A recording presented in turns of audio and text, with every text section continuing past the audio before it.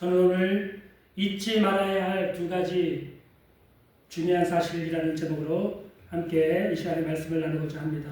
우리가 신앙생활을 하는 데 있어서 반드시 알아야 할 두 가지 가장 기본적이고 기초적인 사실이 있습니다. 첫째는 하나님은 지금도 살아계시다는 사실입니다. 하나님은 지금도 살아계시기 때문에 자꾸 하나님을 찾아서 만나야 돼요. 하나님을 만나고 또 하나님을 만나고, 그렇게 되면 우리의 연약한 믿음이 담대한 믿음이 되고 작은 믿음이 큰 믿음이 되고 그 믿음이 점점 자랄 수가 있는 것입니다. 또 두 번째는 하나님은 당신의 자녀들이 하나님을 찾을 때 상 주시기를 좋아하시는 하나님이라는 사실입니다. 그래서 힘들고 어려운 일을 당하면 혼자서 끙끙 앓고 견디고 그 짐에 눌려서 근심과 걱정과 슬픔 속에 사는 것이 아니라 하나님 앞에 나와서 하나님을 간절히 찾으면 하나님이 문제를 해결해 주시고 놀라운 기적과 상으로 갚아주신다는 사실을 우리가 알아야 됩니다. 이 두 가지 사실을 반드시 알아야지 우리가 올바른 신앙생활을 잘 할 수가 있는 것입니다. 성경에 보면은 세 종류의 사람이 나와요. 누가복음 16장에 보면은 부자와 거지 나사로, 아브라함 이야기가 나옵니다. 이 부자는 매일같이 먹고 마시고 즐기는 무신론자였어요. 하나님은 믿지 않냐고, 이 세상에서 그냥 먹고 마시고 즐기다가 그냥 인생이 끝나겠지라고 막연하게 살아가던 사람이었습니다. 누가복음 16장 19절에 보면 한 부자가 있어 자색 옷과 고운 베옷을 입고 날마다 호화롭게 즐기더라 라고 말씀하고 있어요. 자색 옷을 입었다는 것은 이 당시에 붉은 옷을 입었다는 거거든요. 그러니까 붉은 옷을 입었다는 것은 왕만 이렇게 붉은 옷을 입을 수 있는데, 자색 옷을 입었다는 것은 지위가 굉장히 높은 사람이라는 것을 뜻하고요. 고운 베옷을 입었다는 것은 굉장히 값비싼 옷을 입었어요. 그러니까 돈도 많고 지위도 높고 그런 사람이 하나님을 믿지 않고 그냥 먹고 마시고 이 세상 즐기다가 세상을 떠났는데, 죽어서 보니까 음부에 떨어져서 거기서 불꽃 가운데서 고통하고 괴로워하는 그런 사람이 되었다라고 성경은 우리들에게 말씀을 해주고 있습니다. 시편 14편 1절에 보면 어리석은 자는 그의 마음에 이르기를 하나님이 없다 하는도다. 그들은 부패하고 그 행실이 가증하니 선을 행하는 자가 없도다. 하나님을 믿지 않는 무신론자들이 어떻게 살아갑니까? 이 부자처럼 살아가요. 이 세상에서 먹고 마시고 즐기는 것으로 다 끝난다고 생각을 하고, 하나님은 없다. 천국도 없고 지옥도 없고 심판도 없고 영생도 없고 하나님도 없다. 자기 마음대로 인생을 살아가고 먹고 마시고 즐기고 살다가 결국에는 지옥에 떨어지는 무신론자들이 이 세상에 우리 곁에 많이 있는 것입니다. 근데 하나님이 없는 사람들은 이처럼 자기 마음대로 살지만 하나님을 믿는 사람은 자기 마음대로 살지 못해요. 왜냐하면 하나님이 보고 계시기 때문에. 뭘 하고 싶어도 내 마음대로 못해요. 또 어떤 일을 하려고 해도 하나님이 마음속에서 성령을 통해서 또 말씀을 통해서 안 된다, 그렇게 죄를 지으면 안 된다, 그 세상 따라 살면 안 된다고 말씀해 주시기 때문에 자기 마음대로 살지를 못해요. 어느 수도원에 나이가 많으신 한 원장님이 이제 은퇴할 때가 돼가지고 제자들 다 베풀러 모았습니다. 그리고는 이제 내가 나이가 많고 기력이 세서 은퇴할 때가 됐으니까 내가 너희 중에 한 사람을 택해서 수도원 원장 자리를 내가 물려주겠다.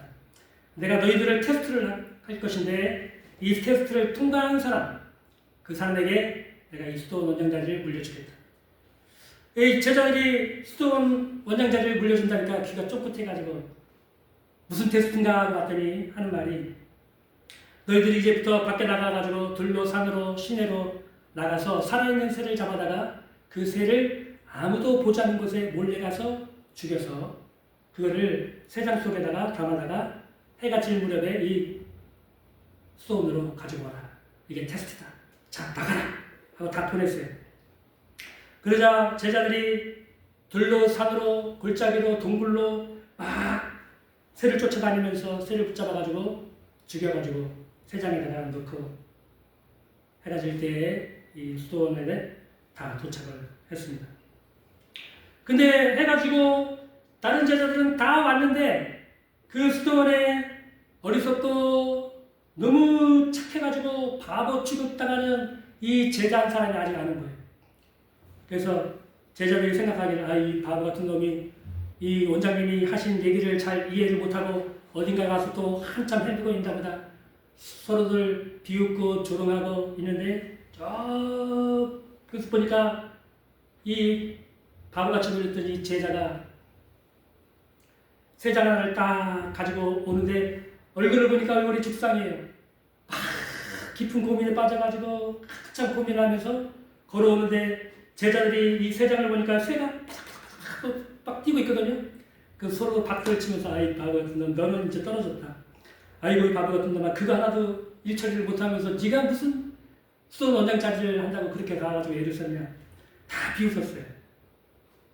수원 원장님이 이제 나오셔가지고 제자들을 불러놓고 한 사람씩 불러가지고 테스트를 시험을 내준 걸 어떻게 했느냐 하고 딱 보니까 다른 제자들은 다 쇠장에 죽은 소리를 넣어갖고 왔어요. 근데 그 바보 같은 제자가 한 사람이 와가지고 보여주는데 새가 살아있거든요. 너 내가 어떤 테스트를 했는지 기억하냐? 네, 기억하죠. 근데 왜 살아있는 새를 가지고 왔어? 원장님이 그러셨잖아요. 아무도 보지 않는 곳에 가서 새를 죽여가지고 가져오라고 하셨잖아요. 근데 제가 집에 골방에 들어가도 그분이 계시고 동굴에 가도 그분이 계시고 숲을 깊은 곳에 들어가도 그분이 계셔가지고 제가 이 새를 죽일 수가 없어서 산채로 가지고 왔습니다. 그래? 그분이 누군데? 그분이 바로 하나님이세요. 하나님 날 지켜보고 계시기 때문에 내가 이 새를 죽일 수가 없었어요. 그래서 산채로 가지고 왔습니다. 이렇게 대답을 했다는 거예요. 그러자 원장님이 박수를 치면서 그래! 내 제자가 될 사람이 이 정도는 돼야지. 하나님을 이처럼 잘 믿고 따르는 네가 수도원의 원장 자리를 내가 너한테 물려주마 하고 그에게 원장 자리를 물려줬다는 것이죠. 하나님이 없는 사람들이야 자기 마음대로 하나님이 보시지 않는다고 하니까 마음대로 말하고 행동하고 즐기고 살지만 하나님 믿는 사람들은 자기 마음대로 살 수가 없죠. 하나님이 다 지켜보고 계시고 우리 양심이 하나님 앞에 떳떳하지 못하면 불편해가지고 살 수가 없는 것입니다. 이 부자는 자기 마음대로 인생을 살다가 하나님 없이 살다가 죽어서 지옥의 영원한 불에서 형벌을 받고 있는 모습을 성경은 말해주고 있습니다. 또 한 사람이 나오는데요. 누가복음 16장에 보면은 거지 나사로가 나옵니다. 이 거지 나사로는 하나님을 믿기는 했으나 하나님께서 상 주시는 좋으신 분임을 믿지 못하고 평생 거지로 또 질병의 고통에 당하면서 살았던 사람이었습니다. 이 사람은 나사로는 세상의 물질이나 부귀공명을 가지는 것은 하나님을 잘 믿는 것이 아니다. 세상에서 성공하는 것은 잘 믿는 것이 아니다. 가난하고 헐벗고 굶주리고 병들고 어려운 환경 속에 사는 사람이 하나님을 잘 믿는 것이다 라고 생각하는 사람인 거예요.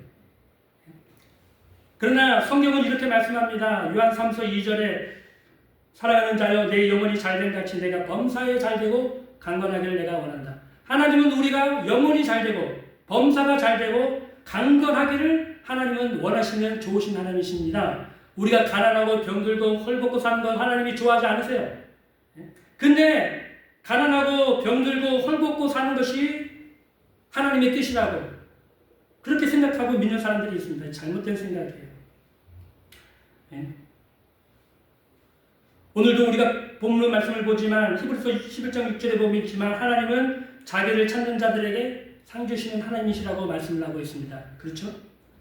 하나님을 찾는다는 것은 기도하고 하나님께 매달리고 부르짖는다는 것을 뜻하는 것이거든요. 문제를 만나서 가난하고 또 질병을 당해서 고통을 당하고 환경이 어려워지고 그럴 때 하나님 앞에 나와서 찾아와서 간구하고 기도하면 하나님이 문제를 해결해 주시고 상을 주시는 하나님이라는 것입니다.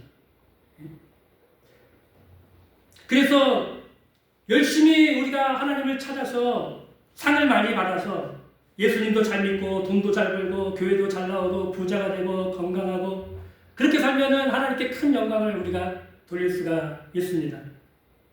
그러나 가난하고 병에 걸려가지고 자기 몸도 하나도 해결할 수가 없고 상황이 환경이 어려운 환경 가운데 있으면 누가 누구를 도와줄 수가 있습니까? 지금 러시아하고 우크라이나 두 나라가 전쟁 중에 있는데 텔레비를 보면은 우크라이나 전쟁 난민들이 텐트에 추운 겨울날 난로도 석탄 난로를 겨우 끼고 애기들도 그 추운 날 그냥 빨래도 밖에다가 널어가지고는 꽁꽁 언 그거를 옷을 입고 살아가는데 후원을 해달라고 하는 그 방송이 자주 나와요. 여러분, 우리가 복된 인생을 갖고 복된 인생이 되고 복을 받아야지 우리도 다른 사람에게 후원도 해주고 베풀면서 살지. 내가 힘든데 지금 누구를 도와줄 수가 있겠습니까? 그죠? 거지 나사로는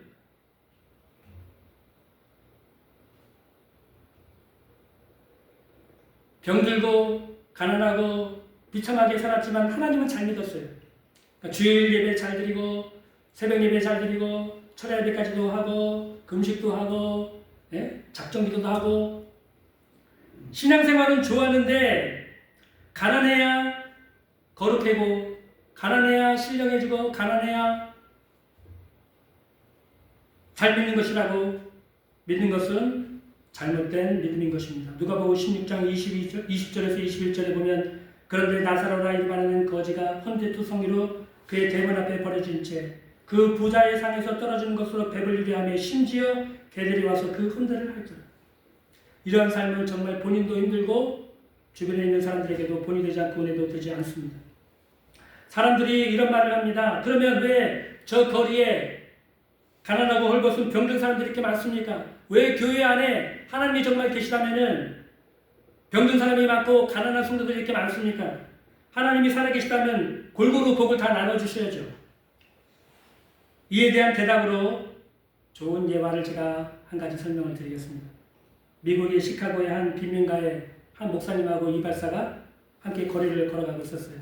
그 거리는 가난한 사람들이 다 모여 살기 때문에 항상 지저분하고 냄새가 고약한 냄새가 나고 불결한 곳이었습니다. 그 모습을 보면서 이발사가 목사님한테 이런 질문을 해요. 목사님이 증거하시면 하나님이 정말 살아계시다면 왜 이렇게 저 사람들이 살도록 내버려 두십니까? 좀 오셔서 도와주셔서 그래도 조금 편안하게 살 수 있을 정도는 만들어 주셔야지. 그래야지 하나님 정말 살아계신 거 아닙니까? 그러니까 목사님이 대답을 어떻게 할까 한참 고민하면서 걸어다 보는데 저 앞에서 히피 청년이 한 명이 두 사람을 향해서 걸어오고 있었어요. 그 모습을 보니까 머리는 언제 감았는지 머리가 산발이 되고 길러가지고 산발이 돼 있고 또 수염도 깍질 나가지고 아주 지저분한 덕지덕지 묻은 수염을 이렇게 길러가지고 한 사람이 저쪽에서 그 꼴로 해가지고는 히피 청년이 걸어오고 있었어요. 그러자 목사님이 이발사 옆에 있는 사람한테 말합니다. 이보시오. 저 청년을 좀 보세요. 당신처럼 이렇게 훌륭한 이발사가 이 시카고에 있는데 왜 저 청년은 저렇게 머리를 산발하고 수염을 지저분하게 길러가지고 왜 저 모양으로 기르고 다닙니까? 당신같이 훌륭한 이발사가 이 시카고에 있잖아요. 그러자 이발사가 허허 웃으면서 말하기를 목사님 그거야 그 친구가 되게 안 오니까 내가 어떻게 할 수가 없죠. 나한테 오기만 하면요 내가 이 시카고에서 제일 하는 미남으로 내가 만들어줄 수가 있죠. 목사님이 빙긋이 웃으면서 그런 얘기를 했다고요. 그래요. 이 사람들이 왜 이렇게 가난하게 사는 줄 아십니까? 하나님께 안 오기 때문에 가난하게 사는 것입니다. 만약 하나님께 나와서 그의 나라를 구하고 의를 구했다면 하나님이 모든 것을 더해 주시고 그 삶이 평안하고 행복하게 만들어 주실 것인데 저 히피 청년이 이 당시 이발사에게 안 와가지고 저 모양으로 사는 것처럼 이 가난한 사람들도 하나님께 와가지고 도와달라고 안 하기 때문에 하나님이 도와줄 수가 없는 거예요. 똑같은 이치입니다. 이렇게 대답을 했다고 그래요. 성경에는 내 믿음대로 될지어다 라는 말씀이 있습니다. 하나님이 안 도와주신다.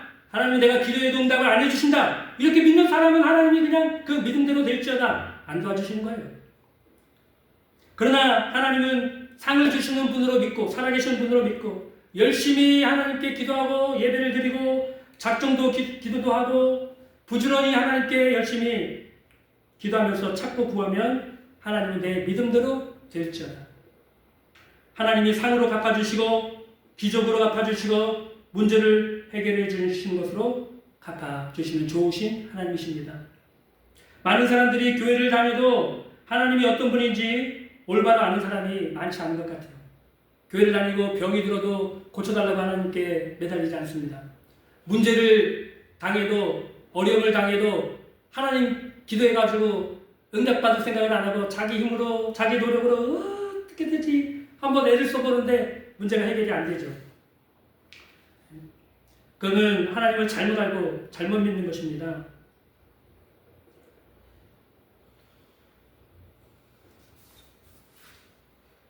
또 누가복음 16장에 보면은 이 땅에서 복도 받고 천국도 가고 천국에서 대표자 자리에 앉아 영광을 누린 아브라함이 나옵니다.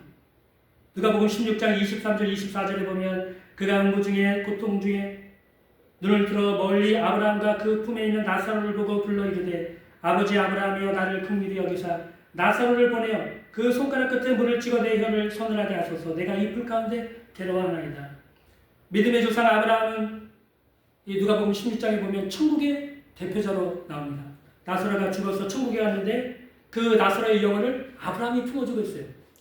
예? 천국의 대표자 중에 한 사람이 돼서 아브라함을 품어주는 사람으로 나옵니다. 그 아브라함이 나사로처럼 거지였습니까? 아니죠. 아브라함은 부자였고 거부였습니다. 하나님께서 아브라함에게 내가 내게 복을 주어 너를 창대하게 하리니 너는 복 있는 사람이 될지라 라고 하나님이 말씀을 해주셨어요. 아브라함은 애굽에서 가나안 땅으로 돌아올 때 가축과 은금이 풍부하였다고 성경은 말씀하고 있습니다. 이 땅에서 부자였고 잘 살았지만 그는 하나님을 믿고 순종하는 일에 따라올 자가 없는 믿음을 가진 사람이었어요. 그래서 100세에 난 아들 이삭까지도 하나님이 달라고 하시니까 모리산까지 데리고 가서 바치려고 했던 분이 바로 아브라함이었습니다. 그 모습을 보고 하나님이 내가 이제야 네가 나를 경외한 줄 안다고 칭찬을 했고 그 믿음을 보시고 의롭다고 해주시는 인정을 해주신 것을 보게 됩니다. 그렇다고 아브라함이 죄가 없는 성자는 아니었어요. 그 아내를 여동생이라고 거짓말을 해가지고 애굽 바로한테 시집을 보내기도 하잖아요. 그리고 부인의 몸쪽인 하갈을 첩으로 둬가지고 이스마엘이라고 하는 서자를 낳기도 합니다. 그리고는 같이 살기도 했어요. 어떻게 믿음의 조상이 그렇게 할 수 있느냐? 그렇게 하셨어요. 또 목초지 때문에 조카하고 싸워서 다투고 헤어지기도 했고 그 조카가 전쟁 포로로 잡혀갔기 때문에 군사들을 데리고 가서 칼로 사람들을 죽이고 전쟁을 해가지고 조카를 찾아오기도 했습니다. 믿음의 조상이라고 해서 성자처럼 살지 않았어요. 우리처럼 실수도 하고 죄도 범하고 그렇게 살았어요. 그러나 하나님을 절대적으로 믿고 할 수 있는 온 힘을 다해서 하나님께 순종했던 사람이 바로 아브라함이었습니다. 그래서 우리에게도 여러분 소망이 있습니다. 저도 목사고 우리 권사님도 계시지만 우리가 다 죄를 짓고 살죠. 죄가 없는 사람이 누가 있겠습니까? 네? 아브라함도 죄를 지은 사람이었어요. 그럼에도 불구하고 하나님 앞에 믿고 순종하겠다고 하는 그 믿음을 보시고 하나님이 의롭다고 해주시고 축복을 해주신 것입니다. 우리도 죄가 많은 인생이지만 하나님의 아들 예수 그리스도를 구주로 믿고 섬기면 하나님께서 그 아들 예수 그리스도의 보혈로 우리의 죄를 다 용서해 주시고 우리를 의롭다고 여겨주시고 우리에게도 복을 주시는 것입니다. 아브라함은 하나님께 복을 받아 큰 부자가 되고 죽어선 천당에 가서 천당의 대표자 중에 한 사람이 되었습니다. 이처럼 세 사람이 똑같이 이 세상을 살았어요. 아브라함은 영혼이 잘 되고 범사가 잘 되고 강건한 삶을 살다가 죽어서 천국의 대표자 중에 한 사람이 되었고, 부자는 돈은 많았지만 하나님을 믿지 않아서 지옥에 갔고, 거지 나사로는 거지가 되어야 훌륭한 신앙생활을 한다고 생각을 하고 하나님이 안 도와주실 것이라고 병들 차도 가난한 채로 살았지만, 신앙생활은 그래도 잘했지만 이 세상에서는 거지로 비참하게 살다가 천국에 갔습니다. 그러므로 우리는 이 땅에서 예수님을 잘 믿고 축복도 받고 건강하게 살다가 주님이 부르시는 날 천국에 가는 것을 하나님이 기뻐하시는 줄로 믿으시기를 바랍니다. 아멘. 예. 그게 성경적인 믿음이에요. 또 우리가 생각해야 될 것은 하나님을 체험할 때 하나님의 살아계심을 우리가 알게 된다는 것이죠. 하나님의 살아계심을 알아야 돼요. 하나님이 살아계시다는 것을 아는 데에는 여러 가지 체험이 굉장히 도움이 됩니다. 여러 가지 때로는 시험을 통해서 하나님이 살아계심을 우리는 체험을 하게 됩니다. 구약 성경에 보면 애굽왕 바로가 10가지 하나님의 놀라운 큰 재앙을 통해서 하나님이 살아계심을 알게 되었다고 말씀하고 있어요. 출애굽기 10장 2절에 보면 내가 내게 애굽에서 행한 일들 곧 내가 그들 가운데 행한 표징을 내 아들과 내 자손의 귀에 전하기 위함이라. 너희는 내가 여호와인 줄 알리라. 10가지 놀라운 재앙이 통해서 바로왕도 하나님이 살아계신 하나님이라는 사실을 인정하게 되고, 이스라엘 백성들도 400년간 종살이 했지만 능력의 하나님을 직접 눈으로 보니까 믿고 따르게 됐고 출애굽하게 됐고, 그것이 기록이 돼서 오늘 우리까지 증거가 되고 있는 것입니다. 바이올라 왈덴이라는 사람이 이런 말을 했어요. 만일 홍해가 당신 앞을 가로막고 있고 왼쪽에는 산이요 오른쪽에는 광야가 가로막고 있으며 뒤에는 애굽 군인들이 말을 타고 당신을 쫓아오고 있다면 하나님을 찬양하기 시작하라. 왜냐하면 그 상황은 하나님의 기적이 일어나기에 안성맞춤의 기회가 되기 때문이다. 이런 얘기를 했다고 합니다. 참 기가 막힌 말입니다. 앞에는 홍해바다요, 뒤에는 애굽의 군사들이요, 양옆에는 광야와 사막이 있는데 이때 하나님을 찬양하래요. 하나님의 기적이 나타날 찬스라는 것이죠. 예?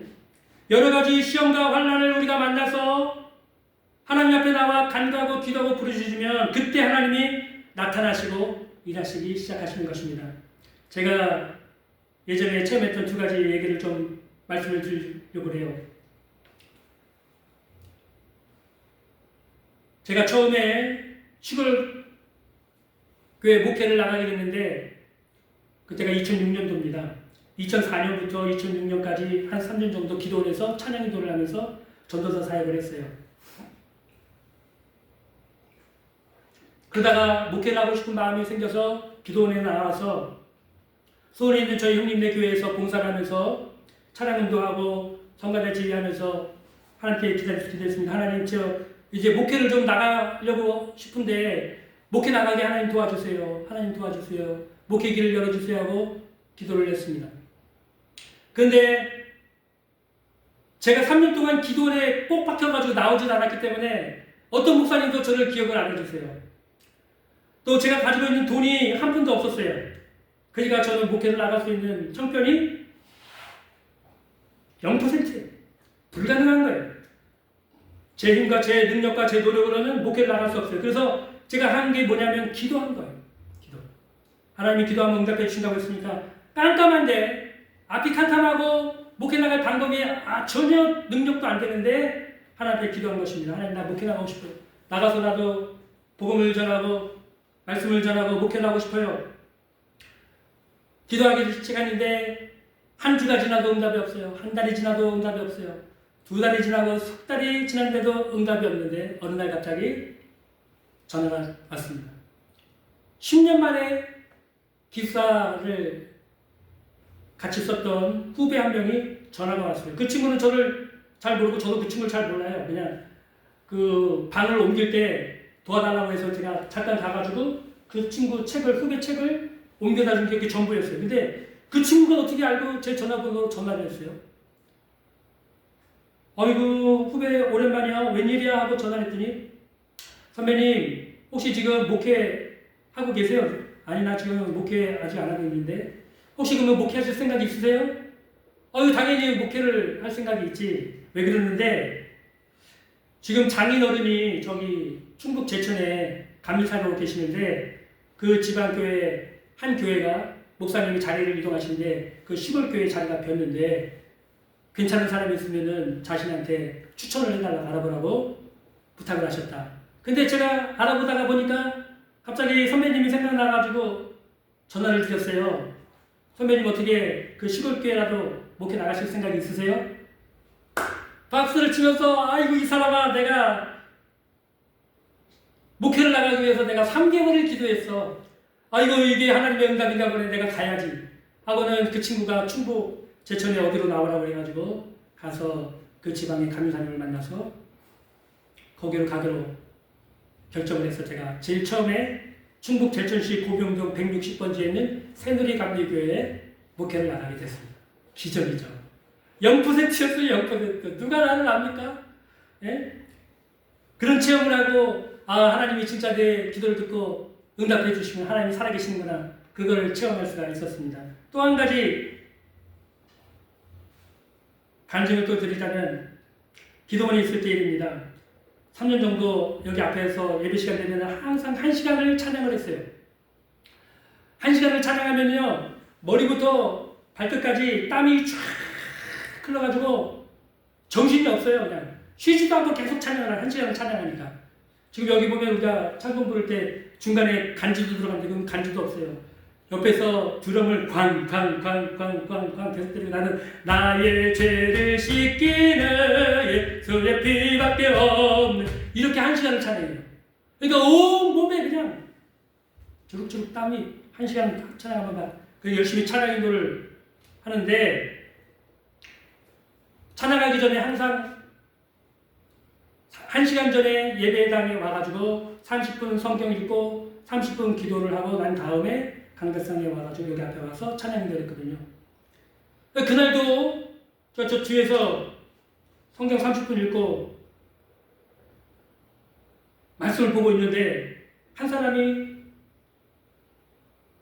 본당 문을 열고 딱 들어오는데 등에다가 짐을 지고 이불을 덮어가지고 짐을 덮은 다음에 이렇게 하고 들어와요. 저 사람이 교회 예배당 안에 뭔 짐을 들고 오나 쫄리쫄리 앞에까지 저 강대상 앞에까지 가더니 저 구석에 그 짐을 조심히 이렇게 다 내려오는데 보니까 사람이에요. 다 주고 가는 사람.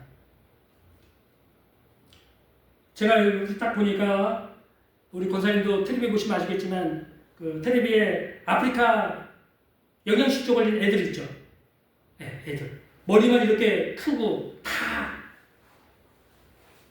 뼈만 있는 애들 있죠. 그런 상태의 환자를 데리고 왔어요. 그러니까 내가 봐도 며칠 안 있으면 이제 죽을 사람이 그런 사람들이 기도원에 많이 있었어요. 말기암 환자들이 많이 왔기 때문에. 그 사람을 요 가게상 여기 바로 여기다가 방석을 이렇게 펼쳐놓고 그 위에다가 이제 침구를 내려놓고 그 위에다 이불을 덮어놓고 그 친구를 붙들고 이렇게 기도를 하는 거예요. 내가 볼 때 친구예요. 내가 가족들도 안 왔어요. 가족들도 이제 포기한 것 같아요. 그 친구가 서울에 있는 친구가 이 친구를 그래도 고쳐보겠다고 기도원에 데리고 왔는데 내가 볼 때는 이틀 3일 있으면 이제 갈 사람이에요. 그러나 뭐 그 사람은 이제 그 사람 사정이고 저는 이제 기도를 하고 30분 기도를 하고 이제 1시간 찬양을 합니다. 정신없이 막 찬양을 하다가 저 사람은 내일 모레 죽을 사람인데 어떻게 하고 있나 여기까지 왔는데 뭐 포기하고 그냥 아이고 그냥 될 대로 내라 뭐 가만히 있는지 아니면 뭔가를 하고 있는지 궁금해지더라고요. 그래서 한참 찬양하다가 제가 그때 봤어요. 뭐 하고 있는지 봤더니 이 사람이 완전히 해골인데 온몸이 다 해골이에요. 그냥 다 그냥 삐쩍 말라서 힘도 없는 사람이에요. 눈에는 근데 빛이 나더라고요. 눈에 빛이 있는데 바짝바짝 빛이 있는데 그 눈을 절 보면서 그러니까 찬양할 수 있는 박수를 칠 수 있는 힘도 없고 찬양할 수 있는 입에 힘도 없으니까 찬양을 할 수가 없잖아요. 제가 찬양을 하는데 근데 뭘 하냐면은 제가 나의 죄를 씻기는 예수의 피밖에 없 이렇게 찬양하고 있으면 이 사람이 어떻게 하고 있냐면은 찬양을 못하니까 몸으로 이렇게 박자를 맞춰요. 이렇게 이렇게 저를 눈을 쳐다보면서 해골 완전히 해골이 이렇게 하면서 찬양을 합니다. 제가 찬양한다고 느껴졌어요. 그게. 그래서 제 마음속에 느껴지니까 이야 저 사람이 죽음의 문턱까지 가 있는데 그 앞에서 살려고 하나님께 몸부림을 치고 매달리는구나. 저렇게 하나님께 마음속으로는 얼마나 부르짖어 기도했을 거예요. 살려달라고 하나님께. 그렇게라도 저렇게 부르짖고 기도하는구나. 찬양하는구나. 야 저 사람 살겠는데. 야 저 사람 살겠는데. 그러면서 찬양을 인도를 했습니다. 근데 그 기도원이 아침, 점심, 저녁, 새벽 계속 예배가 되고 환자분들은 성도들은 계속 왔다 갔다 하기 때문에 굉장히 바빠요. 정신없이 일주가 갔습니다. 다음 주가 돼가지고 또 찬양 인도를 하다가 그 사람이 어떻게 됐는지 일주일 동안 죽지 않고 살았는지 궁금해가지고 찬양하다가 딱 갔어요. 봤는데 지난주에는 누워가지고 간신히 몸만 이렇게 눈 떠가지고 이렇게 하던 사람이 앉아가지고 벽에 기대가지고 나를 보면서 찬양을 못하는데 입을 조금씩 움직이면서 이렇게 하고 있어요. 찬양을 하는 거겠죠. 또 한 주가 지났는데 이 청년이 일어나서 벽에다가 몸을 기대고 뭐라고 입을 타면서 내가 찬양할 때 같이 따라하고 있어요. 그 다음 주가 됐습니다.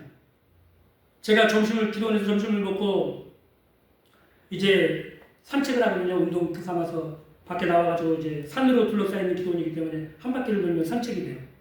산책을 하려고 기도원 밖으로 나가는데 주차장을 지나가는데 그 해골바가지 같은 청년이 차에서 뭔가를 하고 있어요. 딱 봤더니 그 청년이에요. 그래서 제가 놀래가지고 형제님 여기서 지금 뭐 하세요? 그때 그 청년이 딱 보다 전사님 안녕하세요. 지금 차 짐 정리를 좀 하고 있어요. 짐 정리는 왜 하세요? 저 다 나와가지고요. 이제 서울 집으로 올라가려고 합니다. 전사님 찬양 인도하실 때 은혜 많이 받았습니다. 감사합니다. 정말 다 나왔어요? 저 다 나왔어요. 그래서 오늘 올라가려고 그래요.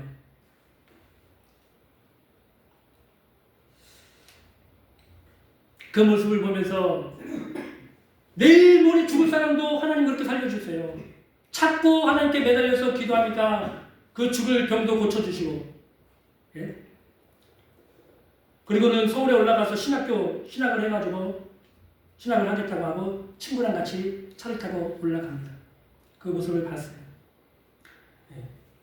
이런 일들을 제가 체험을 하면서 제 믿음이 굳건해지고 제 믿음이 자랄 수가 있었습니다. 하나님이 살아계시다는 거 자꾸 우리가 교회를 다니면서 체험을 해야 돼요. 기도를 해야 돼요. 하나님을 찾고 어려운 문제가 크고 작은 문제가 있을 때 하나님 앞에 나와서 기도하고 고쳐달라고 하고 응답해달라고 하고 부르짖어 기도해서 하나님이 기적을 베풀어 주시고 응답해 주시는 그런 체험을 자주 하시게 되기를 주님의 이름으로 축복합니다. 예? 그러셔야 돼요. 그러셔야 돼요. 하나님을 체험하셔야지 믿음이 자라고 믿음이 성장할 수가 있는 것입니다. 또 무엇보다도 하나님은 상 주시는 하나님을 믿으십시오. 다른 사람에게 구워주고 나눠주고 베풀어주고 또 내 자신은 항상 건강해서 사람들에게 꾸지 않고 빌리지 않고 나눠주고 베풀어주는 복된 인생, 영혼이 잘되고 범사가 잘되고 강건한 삶을 사시기를 주님의 이름으로 축복합니다. 기도하겠습니다.